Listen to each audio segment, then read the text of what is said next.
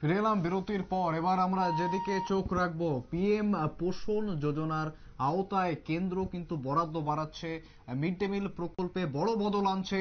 PM পোষণ স্কিমের আওতায় স্কুলের মিড ডে মিল প্রকল্পে বড় বদল আনছে কেন্দ্র। শিক্ষার প্রতি আগ্রহ বাড়াতে মিড ডে মিলে যুক্ত হবে তিথি ভোজ।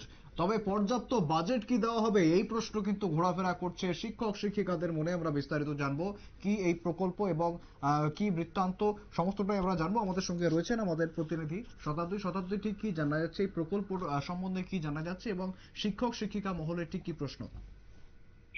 একদমই। দেখো, আমি এই প্রকল্পের প্রসঙ্গে আসতে আসতে গেলে সর্বপ্রথমে আমার বলতে হয় যে যারা সরকারি বিদ্যালয়গুলির মধ্যে তারা পড়ুয়ারা রয়েছেন, বা বিশেষ করে তোমার যারা অভাবী পড়ুয়াদের একটা অংশ রয়েছে, তাদের কথা চিন্তাধারা করে বা তাদের গোষ্ঠীর কথা বিবেচনা করে বহু বছর আগে চালু করা হয়েছিল তোমার মিড ডে মিল প্রকল্প, যেটি বর্তমানে তোমার নাম রয়েছে প্রধানমন্ত্রী পোষণ প্রকল্প, অর্থাৎ তোমার পিএম পোষণ স্কিম বা জাতীয় খাদ্য নিরাপত্তা আইন 2013 অনুসারে এটা চালু করা হয়েছে।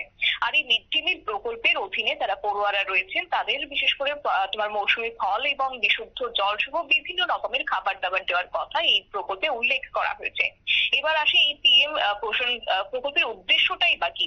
এই প্রকল্পের মূল উদ্দেশ্য হচ্ছে তোমার শিক্ষার্থীদের পুষ্টিকর খাবার সরবরাহ করা এবং তোমার শিক্ষার প্রতি তারা যেন আগ্রহ বাড়ে তাদের, এবং সেই চিন্তাধারা করা হচ্ছে। যদিও সেক্ষেত্রে তোমার মিড ডে মিল নিয়ে নানা ধরনের অভিযোগ শোনা গেছিল।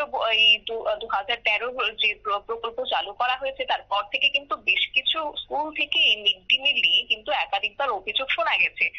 যেমন তোমার ভালো খাবার না দেওয়া বা খাবারের পরিমাণ কম দেওয়া ইত্যাদি এরকম একাধিক অভিযোগ। আর এইসব কিছুর কারণে কিন্তু ভুগতে হয়েছে যারা দরিদ্র অংশের পড়ুয়ারা রয়েছে তাদের। তবে এবার সেই দুর্নীতি রুখতে এবার অভিনব সিদ্ধান্ত নিয়েছে কেন্দ্রীয় সরকার।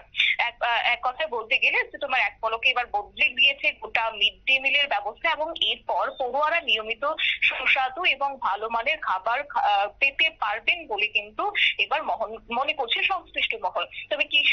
তবে জানিয়ে রাখি যে সম্প্রতি কেন্দ্রের তরফ থেকে মিড ডে মিল প্রকল্পের আওতায় নতুন একটি নির্দেশিকা জারি করা হয়েছে, এবং এই নির্দেশিকা অনুযায়ী বলা হয়েছে স্কুলের পড়ুয়াদের জন্য এবার তিথি ভোজের আয়োজন করা হচ্ছে বা তিথি ভোজের আয়োজন করার পরামর্শ দেওয়া হয়েছে। এবং এই তিথি ভোজের মাধ্যমে কার্যত তোমার শিক্ষার্থীদের মুখে এবার বিশেষ করে তিথি অথবা যে কোনো তোমার পূর্ণ তিথি বলো, সেই তিথিগুলিতে এবার সেই দিনগুলিতে বিশেষ করে সুস্বাদু বা বৈচিত্র্যময় খাদ্য তাদের মুখে তুলে দেওয়া হবে, এই পরিকল্পনা নিয়েছে কেন্দ্রের পক্ষ থেকে।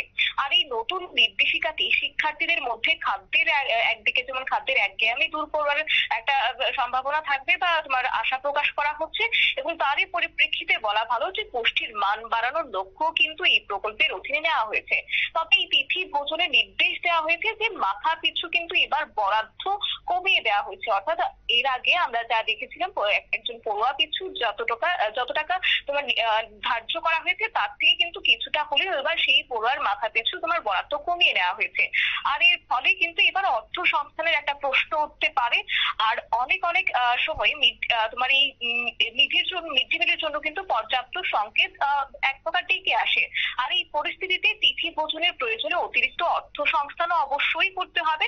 আর সেক্ষেত্রে এবার শিক্ষক শিক্ষিকাদের উপর কিন্তু এবার বাড়তি চাপ পড়তে পারে, তাদের পকেটেও কিন্তু এবার একটা চাপ বাড়ার আশঙ্কা রয়েছে। কারণ কিনা দেখো, খাদ্য সরবরাহের করতে তাদের বিভিন্ন নির্দিষ্ট সংখ্যা হতে পারে, এবং সেই জায়গায় দাঁড়িয়ে নতুন নির্দেশিকা অনুসারে তোমার স্থানীয় বিশেষ তিথি বা পূর্ণ তিথির দিন স্বেচ্ছাসেবী সংস্থাগুলি এবং তোমার স্থানীয় সমাজসেবীরা এবং পাশাপাশি সমাজের অন্যান্য তিথির মানুষের পক্ষে এবার তিথি ভোজন অনুশীলন করা যেতে পারে, যেটা তিথি ভোজনের সুবিধার মাধ্যমে সুস্বাদু এবং বৈচিত্র্যময় খাদ্য প্রদান করা মিড ডে মিলের প্রকল্পের কার্যকারিতা আরো বৃদ্ধি করা হতে পারে বলে আশা প্রকাশ করা হচ্ছে।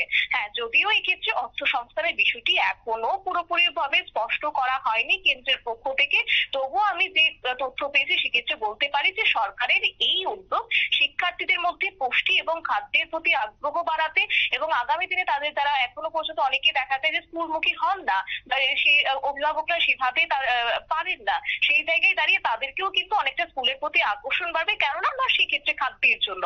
আর সেই জায়গায় দাঁড়িয়ে কেন্দ্রের এই সিদ্ধান্তকে অনেকেই সাধুবাদ জানিয়েছেন আগ্রহ বাড়ার প্রতি, এবং নির্দেশিকাটি সার্বিকভাবে বা সঠিকভাবে কার্যকর করা গেলে মিড ডে মিল প্রকল্পের মাধ্যমে কিন্তু শিক্ষার্থীরা আরো পুষ্টিকর এবং সুস্বাদু খাবার পেতে পারে, যা তাদের স্বাস্থ্যের জন্য আগামী দিনে অত্যন্ত গুরুত্বপূর্ণ।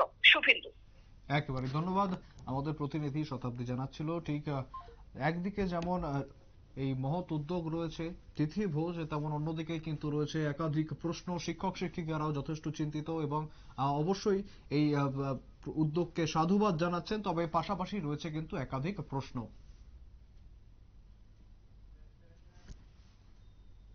সংবাদ এখনকার মতো এই পর্যন্তই। পরবর্তী আপডেটগুলির জন্য চোখ রাখুন শুধুমাত্র নিউজ ভ্যানগার্ডের পর্দায়।